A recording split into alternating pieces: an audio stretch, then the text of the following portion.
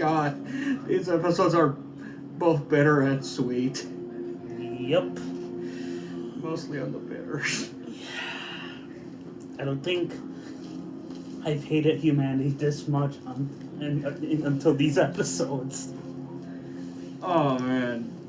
Also, fuck Ribbons Allmark. Fuck Ribbons Allmark. Fuck the A-Laws. Fuck everything. Fuck the Colonel's son.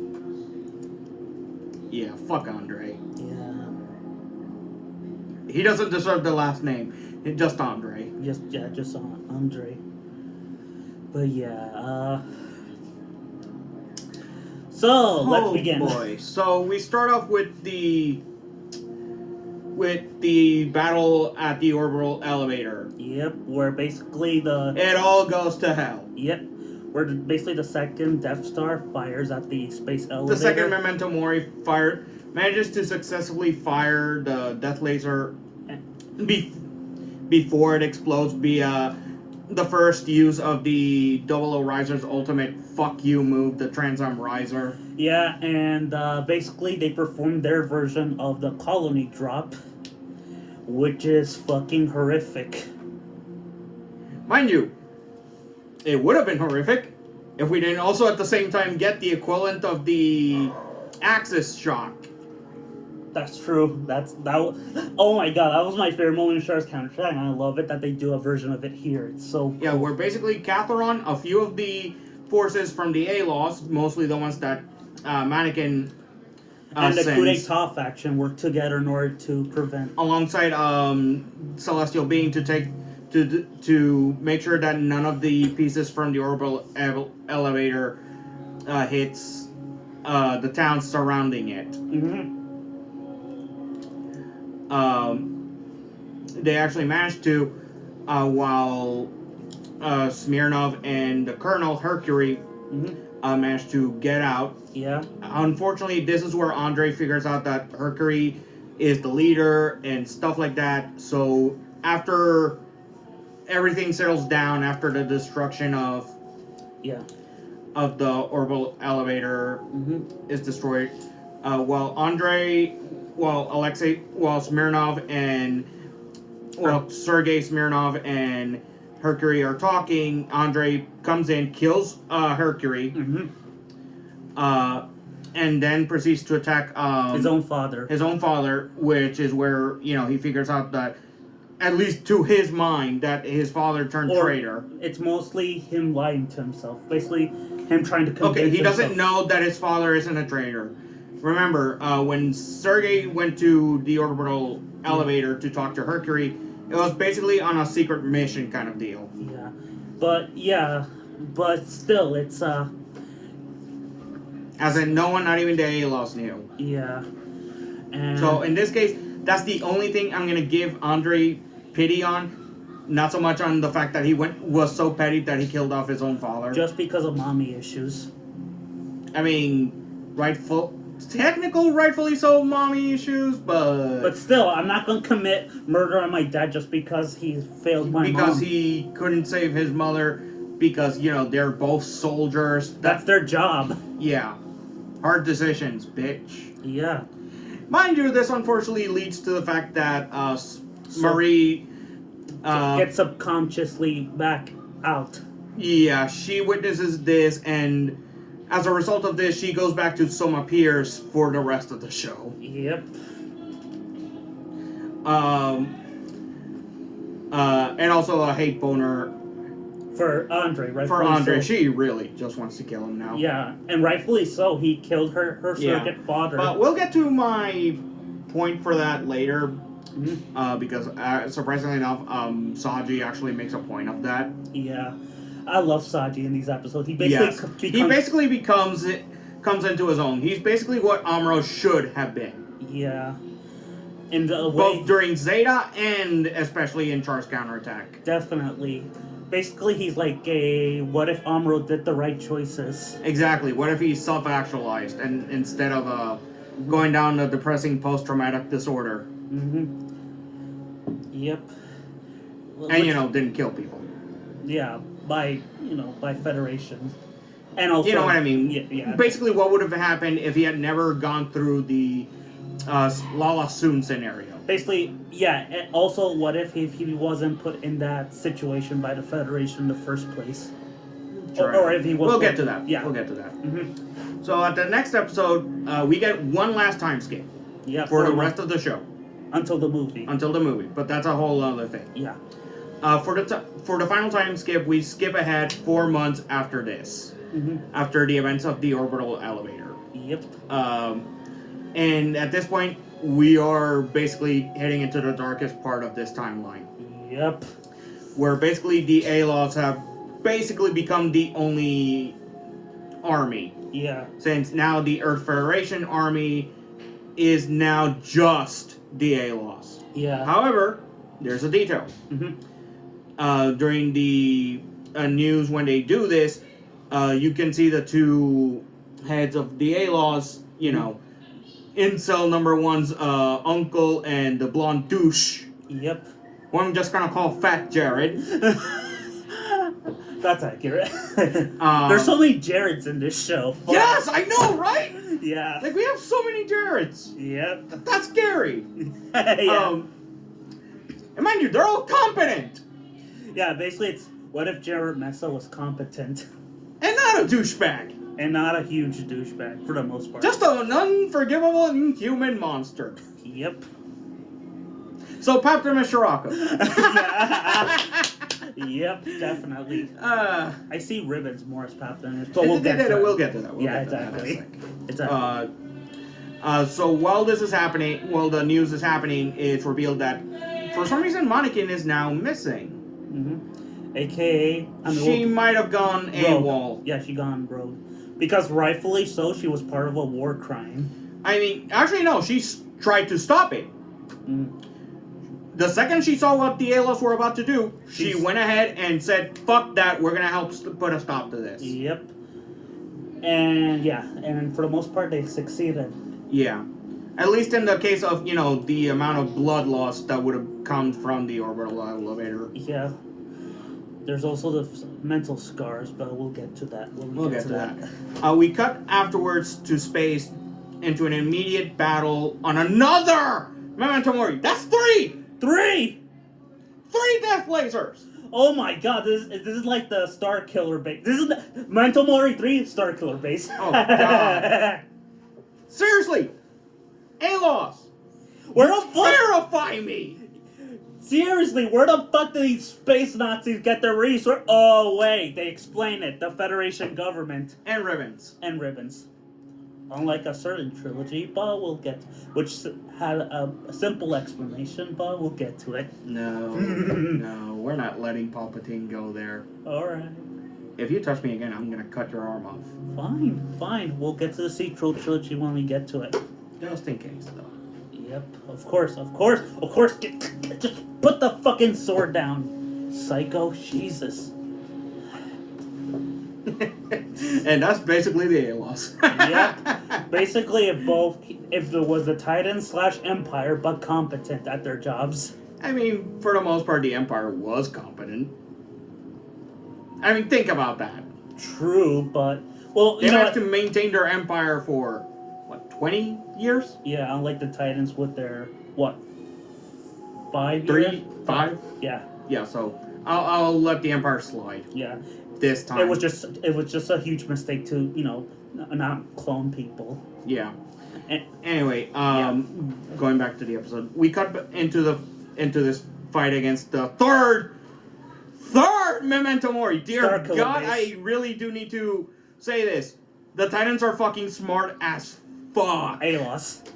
You know what I mean? Yep. The ALOS are smart as hell. You know what? No, I'm not calling them the Titans 2.0. They're their own fucking evil. Yeah. If they're planning this far ahead with 3 death lasers, this is monstrous. Now even the Titans had 3 death lasers. They only had the 1. Yeah, technically 2. You know what I mean? Yeah. But during this, we get to see immediately how things have changed for Celestial beings, sort of. Marie Soma back in action, this time piloting the GN Archer, which we do see in these episodes. Yeah. It is basically its own Gundam. its own Gundam. but it's more of a support unit for the Arios Gundam. Yeah. And she's bloodthirsty. Yes, we Oh, mentioned. yeah. To the point where she's refusing to call herself Marie Parfasy to Alleluia again. Yeah. Also, there's a Lock-On and Anu who started a relationship together. That's not gonna end well. Yep. They banged. I mean, It's obvious. It's obvious. We do have a scene of them both sharing a bed. Yep. Granted, they're fully clothed, but It's implied that they put their clothes on after they banged. Or they were just sleeping together. That too. I think it's both. Anyway. And then Saji is Saji is also piloting at this point the DO riser for Setsuna being able to go immediately into the 00 riser. This is where he becomes his own, and basically Where he finally comes into his own. We get that. We're basically talking about these two episodes back to back. Mm-hmm. We also get a scene with Wang Liu Mei, talking to female, the Tiria's clone. Oh yeah, that. To basically take this piece of paper to the Ptolemy. Mm-hmm. Oh God, I'm happy for how that ended. Mm-hmm. It's bittersweet, but it kind of deserved to happen. Yeah. And after that, we cut back to an attack, plan of attack from Tyria. Basically, capture one of the innovators to find out where the fuck Beta is. How the fuck do they keep tracking them down? Not knowing that Anu, again, is one of their own spies. Yeah. Once that happens, it basically goes into the battle in question, where Tyria takes on Revival. These innovator names. I'm sorry, I need to talk about them now. They are the stupidest thing. Like, dear God. Their Tomino names amplified by 11. No. You know what it is? This is Ribbon names. These are Ribbon names because it's implied that Ribbon made these particular innovators. Yeah, and the others that were supposedly created by Elio are dead because he killed them all. Yeah, because the only ones that were definitely made by Aeolia, or at least implied to have been made, are Tieria and Ribbons. Yep. And this is stupid. And you know what? It actually makes way too much sense in that case. Because that's the only way I can explain Healing Care. Who? The female Ribbons. Oh, yeah. Killing what? Healing Care. Oh, Killing Care. Healing Care. Jesus. See? These names are stupid! Oh my God! Like, even by Gundam name standards. Yeah. Like, I'm surprised half the time they're saying the names, they're not tripping over their tongues saying it. Monday, anyone? Anyway, yeah. So we cut into this fight, basically where Jerry gets against Revival to capture him for information on where Veda is. Lock-On and Alleluia are basically taking care of, pretty much everything else. Yep. The Soma is basically going bloodlust on tracking down the Colonel's son. And Saji and Setsuna go full new type to help get Luis basically back. No. Let's call it what it actually was. Setsuna being the ultimate wingman and helping Saji get back Luis. Yep. That's basically what he is. He's the ultimate wingman. Definitely. Which is ironic because he's the one who's piloting the main mech. Yep, and he's a virgin. Oh, come on, you know. That's I'm just joking. I mean, you're not wrong. I just want to point it out. Because Yeah, I'm I a know. horny motherfucker. Anyway. Yeah, your short videos prove that one. Ow! Don't mention my short videos. Those are passion projects. You fuck. Oh, what? Why? My fucking eye! Why is he always the goddamn fucking eye? Oh, god damn it! Okay, again, I'm sorry. Okay, let's continue. My brain! My fucking brain is falling apart! No! No! Ah! Ah! Ah! God! God! No! I'm sorry.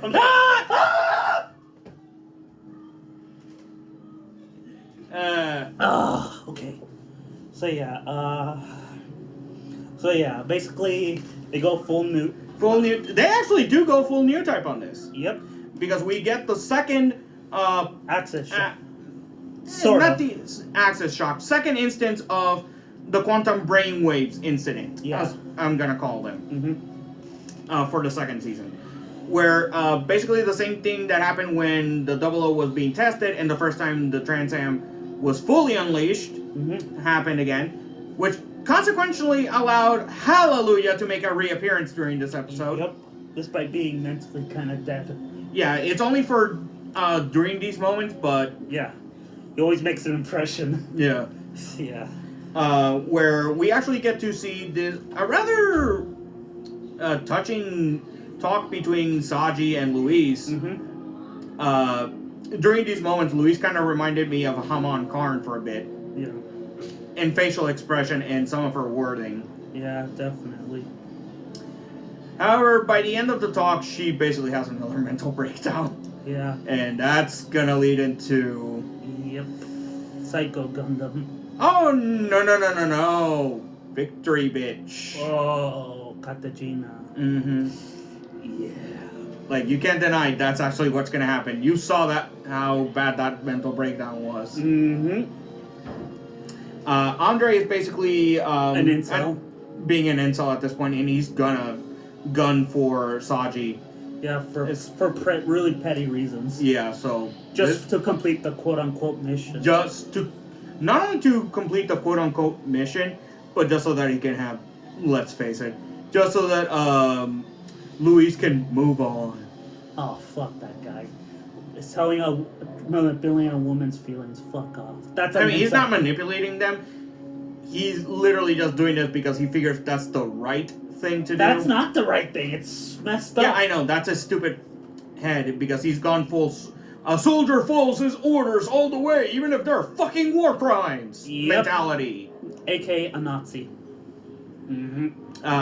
He also figures out at this point that Soma is basically alive and pretty much in his head already automatically puts her in a traitor column. Oh, Soma does not take that kindly.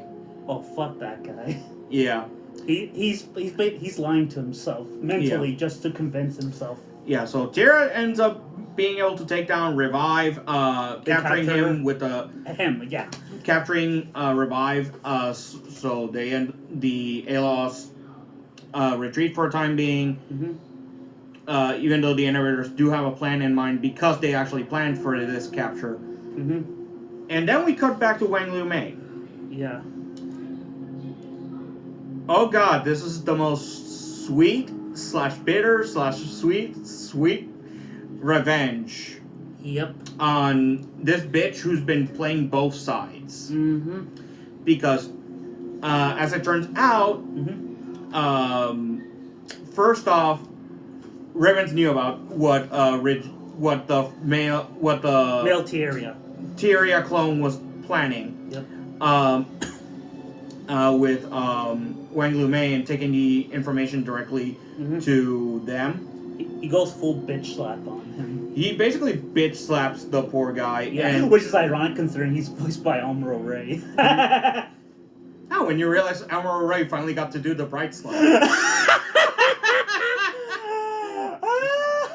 It just took him being a villain. Okay, let's move on. We'll talk about that more, but that week we're going to talk about that in further detail. Oh yeah, so once that happens, first off, the ship that Wang Lu Mei and her brother were piloting basically turns itself off. And this is when the trap reveals itself as Nina Trinity basically shoots them fucking down.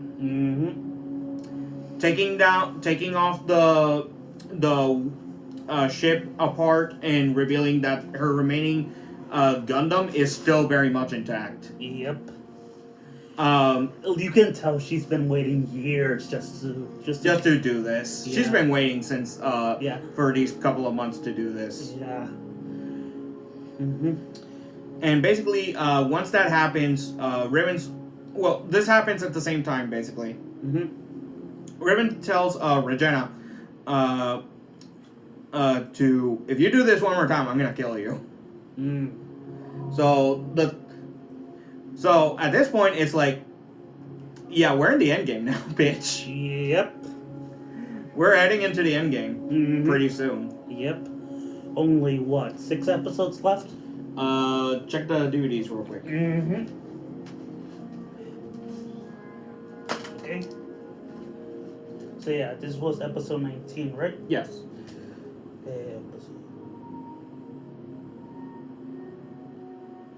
Yeah, 6 episodes left. Okay. So yeah, the final 6 episodes. Look forward to them. I want to talk about a little bit about some of the thematic stuff and also 10. I'll get to that. But yeah. Okay, so Ribbons Mark. Oh boy, there's so much I want to get into. Okay. I mean, we can compare him to so many enemies. Yeah. You actually made an interesting case for him being Degwin Zabi. In the sense that, okay, let me explain in greater detail. Okay, so there's Zeonzun Daiku and Degwin Zabi. When Zeon died, Degwin took the reins and manipulated his ideology to suit his fascist regime. Then, okay, and basically that's what Ribbons is to Aliel Sanchez. Aliel Sanchez is Zeonzun. No, Aeolia. You're confusing Aliel Sanchez. I'm sorry. Aeolia. Their names are so weird. I'm sorry. Remember, Aliel Sanchez is the lock-on killer. Okay, I'm sorry. Aeolia is basically Zeonzun Daikun. And Ribbons is Degwin Zabi / Phantom Michirako / Amuro Ray Corrupted. And Giran Zabi. Yeah. And his quote-unquote son / daughter is basically Cecilia Zabi. I mean, technically that's what the innovators are, in a sense. It's amazing. Like, the only way this could be any better if he pulled a gun on Ribbons instead, and like in Giran style. I wish. Yeah. But no, Ribbons actually gets to pilot his own Gundam. Yeah. Which we'll get to that, and why I think that Gundam is actually a neat little fuck you to some of the old RX-78 days. Yeah. And also, I can't say this enough, but man, Toru Furuya, get more villain roles. If you can't get any villain roles, I'll give you villain roles. For fuck's sake, I'm an aspiring creator. I mean, we'll get there. Yeah, but yeah, anyway, another thing I want... So yeah, like, this what it's doing thematically, structurally... Like, the whole thing is basically how to avoid the Universal Century. That's the whole plot of this show. This is the whole plot of the show. Basically, fuck the Universal Century, how to fuck with the system and stuff like that. We actually forgot one thing from our little recap of the episodes, and that's basically when Soma tries to go after Andre once he retreats. We get this interesting little tidbit from Saji, and basically him trying to stop the fighting and to stop perpetuating the cycle of sorrow. Basically, what every single Universal Century pilot should have done, but keeps failing. Camille tried it. It's just that I said keep failing. Yeah.